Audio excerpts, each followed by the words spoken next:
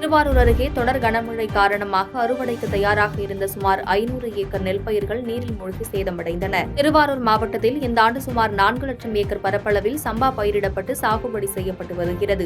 இந்த நிலையில் கடந்த 3 நாட்களாக கனமழை பெய்து வந்த நிலையில் காவலாக்குடி, வடபாதி, தென்பாதி, கண்கொடுத்த வனிதம் ஆகிய பகுதிகளில் அறுவடைக்கு தயாராக இருந்த சுமார் 500 ஏக்கர் பரப்பிலான சம்பா நெற்பயிர்கள் சாய்ந்து நீரில் மூழ்கி சேதமடைந்துள்ளது.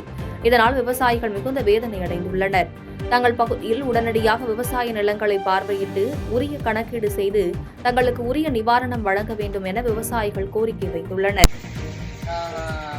வடபாதி, தென்பாதி என்கிற ஒரு 4 கிராமத்தை உள்ளடக்கி இங்கே ஒரு 500 ஏக்கர் இதெல்லாம் நாங்கள் சம்பா சாகுபடி பண்ணுறோம்.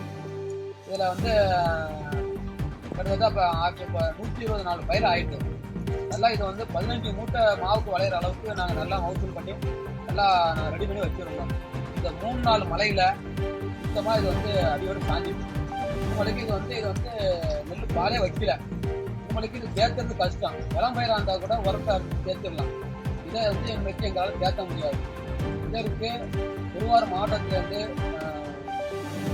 கிராம ஆய்வாளர் முறையாக கணக்கெடுத்து எங்களுக்கு உரிய நிவாரணம் வழங்கணும். பாதகம் செய்பவரை கண்டால் நாம் பயங்கொள்ளலாகாது பாப்பா, மோதி மிதித்து விடு பாப்பா, அவர் முகத்தில் உமிழ்ந்து விடு பாப்பா. அண்மை செய்திகளை உடனுக்குடன் தெரிந்து கொள்ள இணைந்திருங்கள் இயம்நாடு தொலைக்காட்சியுடன்.